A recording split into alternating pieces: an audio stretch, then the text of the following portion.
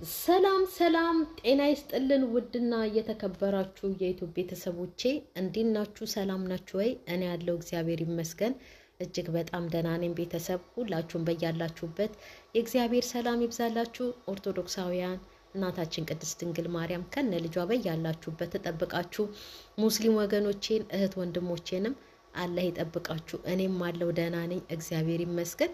ቤተሰብ እንግዲህ ዛሬ የመጣሁት ሰሞኑን ለየት ባለ ቪዲዮ ነው የመጣሁላችሁና ያው ሰሞኑን በጣም እየተዘዋወረ ያለ ብዙ ሚዲያዎች እያመላለሱት ብዙ ሚዲያዎች መዘባበቻ ያደረጉት አንድ ቪዲዮ ነበረ። ይሄም የሶፎንያስ መጋለጥ ነው እና እኔ ግርም ያለኝ ነገር ቢኖር ቤተሰብ እንደው ጌታ እንኳን የፈጠረን አምላክ ማለት ነው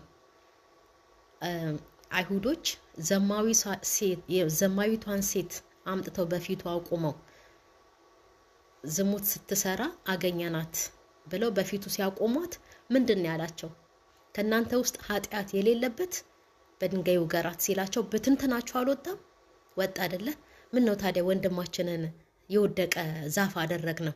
የወደቀ ዛፍ መሳሪያ ይበዛበታል። ይሄ መጋዙም ምላጩም ማጭዱም ምኑም መጥረቢያውም ምን ነው እሱን እግዚአብሔር ሊያድነው ወዶ በዚህ ልጅ ምክንያት አድርጎ አጋለጠው፣ አወጣው ከዚህ ከክፉ ስራ።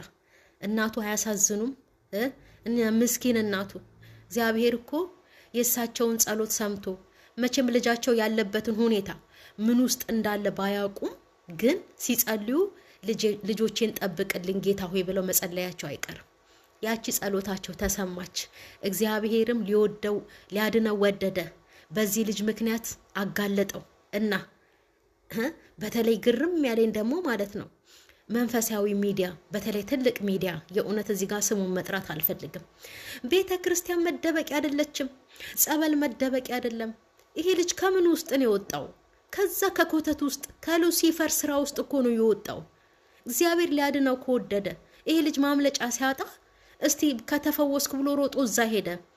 እንደዚህ ወተን ከምንቃወመው መንገዱን ማሳየት፣ ከትላልቅ መምህራን ጋራ ማገናኘት፣ ከትላልቅ አባቶች ጋራ ማገናኘት፣ ንስሐ እንዲገባ ማድረግ፣ ጸበል እንዲጠመቅ መተባበር፣ ማገዝ ነው ያለብን። እግዚአብሔር በደላችንን የሁላችንንም ሸፍኖ አቁሞን ያለ ነው። ስንት ጉድ ነው ያለብን እኮ። ምነው ገና ለገና ተጋለጠ ወጣ ብለን ይሄን ልጅ የሚዲያ የትንሹም የትልቁም ሚዲያ መዘባበቻ መቀባቢያ ይሁን እንዴ? ለምን ታው እንጂ አያሳዝናችሁም? ወንድማችን እኮ ነው። እንደዚህ አይነት ነገር ውስጥ እኮ ወዶ ሳይሆን በግዱ ነው የገባው። አያድርስ አይጣል አያድርስ ነው እኮ። መቃወሙን እንቃወማለን። ይሄ ነገር ለትውልዱም ለምኑም ለመጪውም አሁን ላሉትም ለልጆቻችን ለምናምን የሚሆን ነገር አይደለም። እንደዚህ አይነት ነገር እግዚአብሔር አምላክ ከምድረ ገጽ ይሄንን ክፉ በሽታ ክፉ መንፈስ እንደው ከዓለም ላይ ያጥፋልን። መጸለይ ነው ያለብን እንጂ እንደገና ደግሞ ስንት ተደብቀውን እሱ እግዚአብሔር ስለወደደው የእውነት እንዲያድነው ስለፈለገ ይሄ ልጅ ልኮ አጋለጠው አይደለ? ወጣ አይደለ? ስንት ደግሞ መውጣት እየፈለጉ ስንት የተደበቁ እኮ ይኖራሉ። እና እንዴት ብለው ይውጡ ታዲያ? ይህን ወንድማችንን አንድ ያገኘነው ፊት ለፊት ወጣልን ብለን ስንረጋግጠው ስንሰድበው ስናሽሟጥጠው እዛ ተደብቀው ያሉት ይህንን ነገር እያዩ እንዴት ይውጡ እንዴ? ወንድማችን ካለበት ህመም ተፈውሶ እግዚአብሔርን እንዲያመሰግን እንደገና ደግሞ ይህንን ያጋለጠውን ልጅ ማለት ነው እንኳን አጋለጥከኝ ለመዳኔ ምክንያት ሆንከኝ እግዚአብሔር ይስጥልኝ ብሎ እንዲያመሰግነው እንዲወጣ በቃ ተፈውሶ ድኖ እንድናየው ነው እንጂ የምንፈልገው መሆንም ያለበት ገና ለገና ይፋ ወጣ አገኘ ነው ብለን መጨፍጨፍ አለበት እንዴ? ያልበደላለ እንዴ? የስራችን የኃጢአታችን ሁኔታው ቢለያይም ማለት ነው ሁላችንም በድለናል። ሰማይ በፊቴ ንጹህ አይደለም ነው የሚለው አይደለ? እግዚአብሔር ያልበደለ የለም አይደለ? እናቱና እሱ ብቻ ናቸው ንጹሆች እንጂ ሁላችንም አጥፍተናል፣ ሁላችንም በድለናል። የኃጢአታችን እንትን ይለያያል እንጂ እንዴ ምን ነው ስለ ቤተሰቡ ሲባል ስለዚህ ስለ ምስኪን እናቱ ሲባል ባለፈው አሁን ቪዲዮ አይተናል። ስለ እናቱ እንደዚህ ቀይ ካባ ሲያለብሳቸው እናቱ ምስኪኗ እኮ ልጇ ምን ውስጥ እንደነበረ ምን ውስጥ እንዳለ እኮ አታውቅም ነበረ። አሁን ደግሞ በእንደዚህ አይነት ነገር ተጋልጦ ሲወጣባት ምን ስሜት ነው የሚሰማት? ይሄ ሁሉ ሚዲያ ይሄ ሁሉ ህዝብ ሲቀባበለው እንዶ በምን አንጀቷ ትቻለው? በምን ልብ ሆኗ ትቀበለው ይሄንን ነገር? አረ ስለ ቤተሰብም ብላችሁ ስለ እናት ስለ አባት ብላችሁ እንዶ እግዚአብሔር ሸፍኖ እኮ ነው ሁላችንንም ያቆመን አይደል እንዴ? ይሄ ልጅ ባይጋለጥ ማን ምንነቱን ምን ያቅ ነበረ?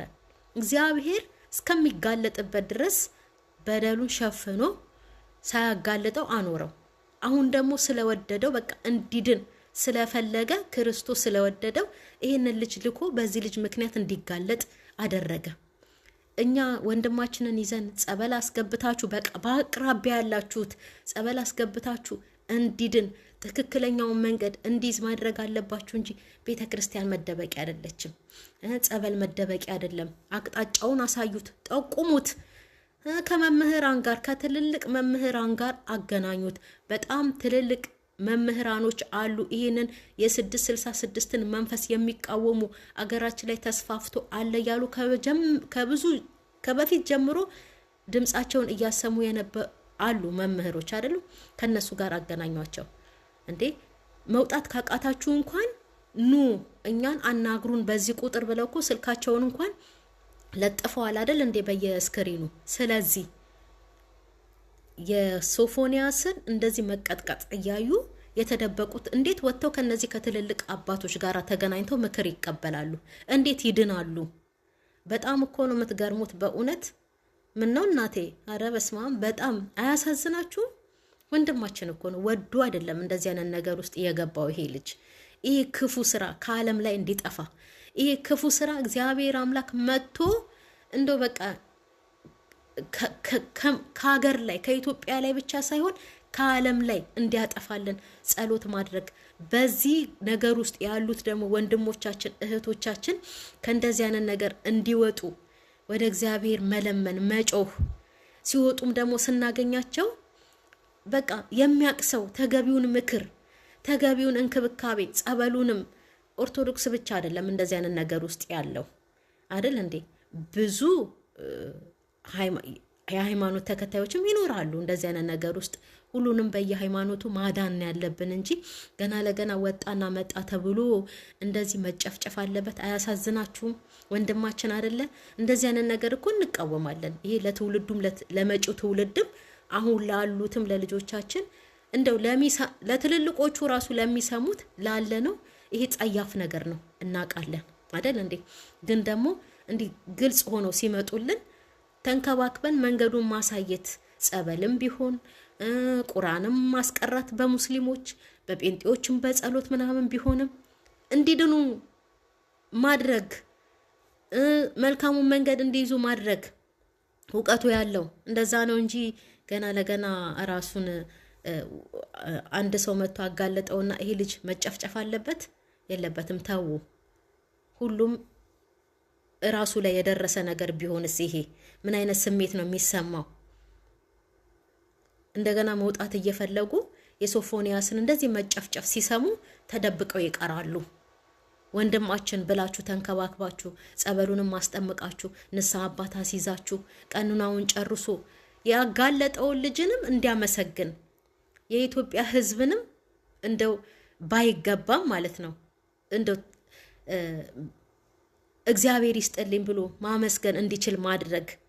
በተለይ ስለ እናቱ ብላችሁ በሚዲያ አታብጠልጥሉት። በቃ እግዚአብሔር ወደደው፣ ሊያድነው ወደደ፣ እግዚአብሔር ፈቀደ።